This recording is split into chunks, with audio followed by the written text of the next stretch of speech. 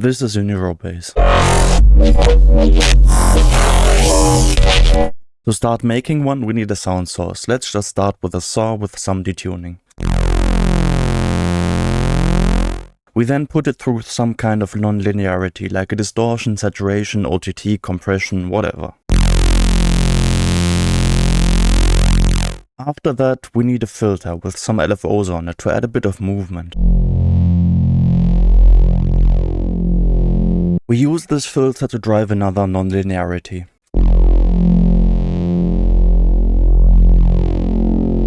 Which we then put through another filter to control the spectrum and drive another distortion. And then we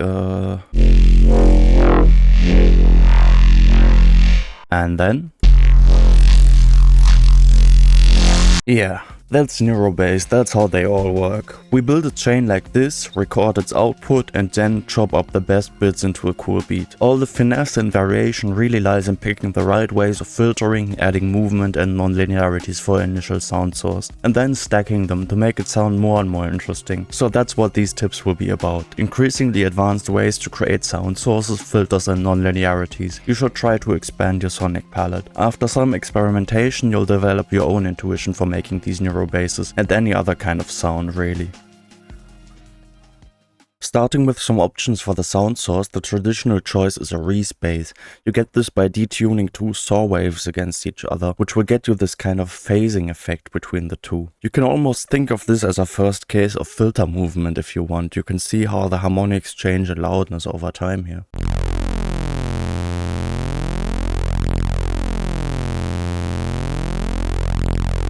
Another very traditional option is starting with a simple sine wave and only adding harmonics and movements with the filters and distortions later on. This method, known as sine compression, can be a bit tedious, but it gets you some interesting results. On the opposite end of the spectrum, you can also start your session by just dragging into a whole Neuro Bass into a sampler you either got from a previous session or from a sample pack. And because the name of the game is adding layers of complexity, you will get there a lot more quickly. Our first and simplest way to add filter movement is simply getting a filter and attaching some kind of LFO to it. In this case, the traditional choice would be a notch filter. I'm going to put a random LFO on here, just so we get some more variation over time and smooth it out a bit. And if you want, you can just stack a couple of these, offsetting these filters, just to get you started with a bit more movement. This of course will only work if your sound already has some harmonics like the respace or the Neuro Bass sample.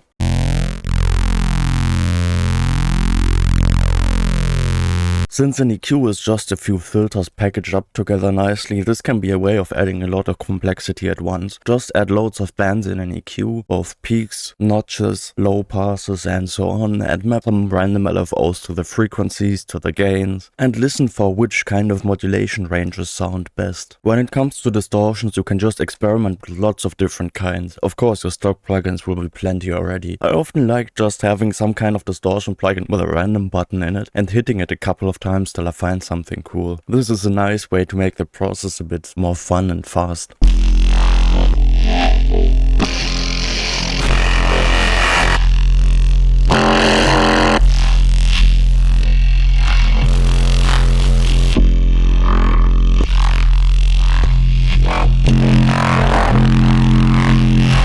What's really essential to all of this is the interaction between EQs and distortions. So often it can be an interesting experiment to just selectively boost different harmonics into a distortion and listen for how it affects the way the distortion drives the sound.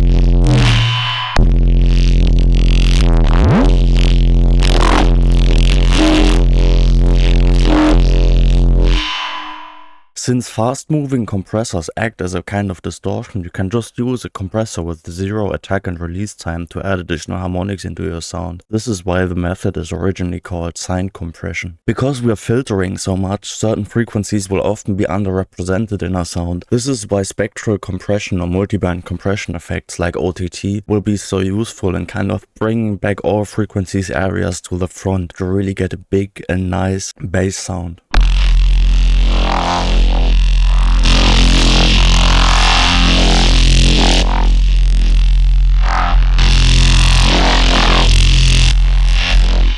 Similarly to how we got phasing effects earlier by detuning two saw waves against each other, we can also use a frequency shifter on 50% mix and just shift the sound around a bit, and you will see we get the same kind of spectral filter movement. This has a bit of a different sound, and it also has the advantage that we can do it later in the chain.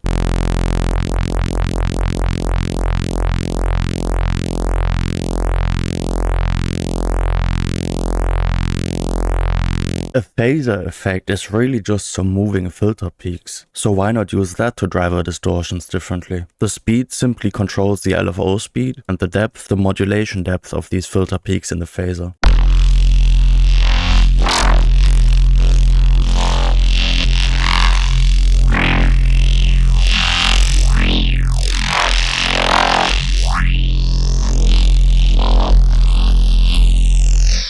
By moving a bandpass filter into the midband of a multiband FX, we can still get this nice bandpass sound while making sure that it doesn't affect too much of the subs in the high end.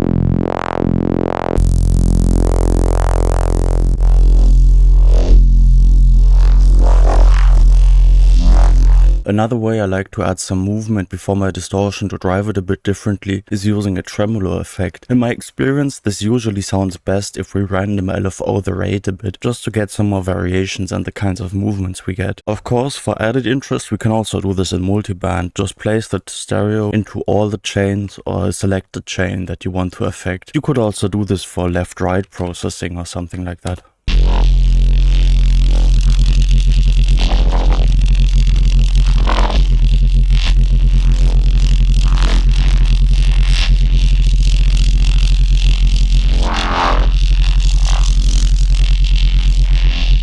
A technique I learned from Cohen's sound is to use FX layers to create your own splits using automated EQs. This is of course going to be way less clean than using a multiband FX, but that's kind of the point. Also, you can now automate these two filters independently of each other and create these kind of notches in the middle. A good way to add some graininess to your sound is using pitch shifters. You can do stuff like shift it up or down an octave and mix it in a bit, or you can just shift it up an octave and shift it down again, both on full mix, to just get the grain effect from these pitch shifters. I would recommend not shifting by anything but octaves, simply because otherwise you're going to detune your sound, which is going to make it harder to use later on.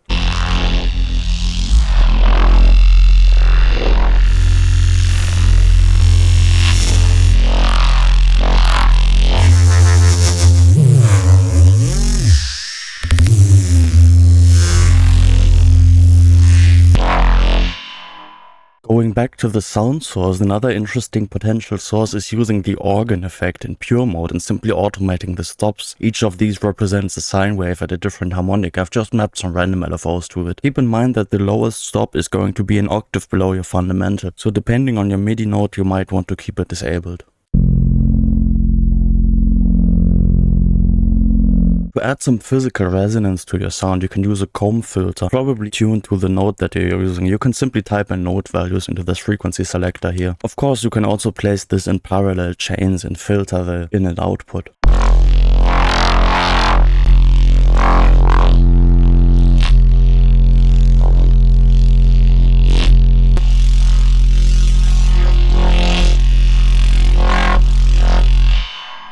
A good way to add some grit to your sound is to just mix in some white or pink noise at some point in the chain. You can then use an audio rate modulator to modulate the gain of this noise. This helps make it more glued to the sound.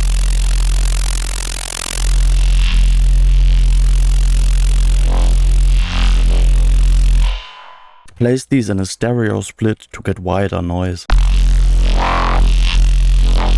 A reverb as a parallel layer will really help make your sound bigger. Just make sure to filter the reverb to keep the subs relatively clean, and also maybe remove some excessive high end.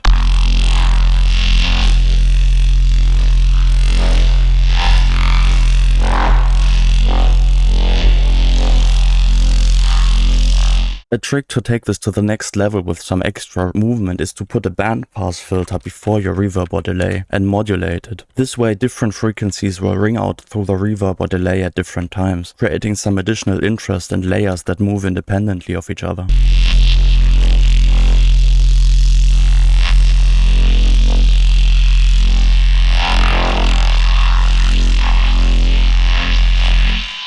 If you ever run out of CPU because adding so many effects is a bit much for your PC, simply bounce out the whole chain, delete your original track and start stacking effects on this new render to keep adding layers of complexity. If you use beat synced LFOs in your chain, a nice way to completely change the sound of it very quickly is to just change the BPM of your project file before every sample.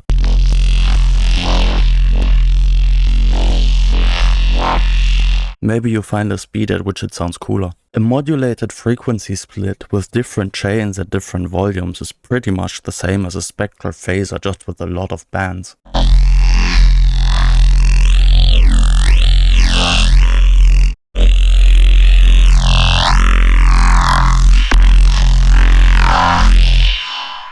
Next, here's a technique that's maybe a bit more advanced. So what you would want to do is create an arpeggiator, create a chord that is based on the harmonic series of your sound. You can then use something like a micro pitch to tune this to just intonation. And basically what you'll get is a kind of arpeggiator that arpeggiates over different just harmonics of your sounds. It's difficult to explain if you're not too familiar with just intonation and harmonics, but I think you'll be able to hear that it sounds kind of fun. Here's another silly, very classic technique. Just taking a multiband FX with nothing in it, holding it together and stacking it a bunch will get you a phase dispersion effect. It makes your sound kind of squishy and weird. A workflow tip I've got for you is to save chains you make during a session when they create a particularly interesting sound. Here's one from my library called Spectralizer.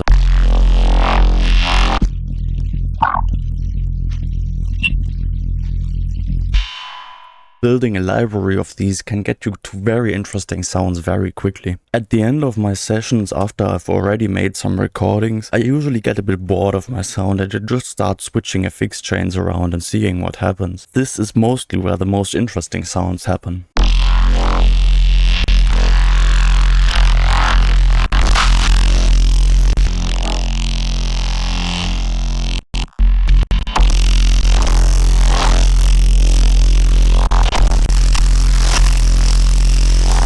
And of course you can also try just switching to a completely different sound source but keeping the same FX chain. This can also lead to some very interesting results.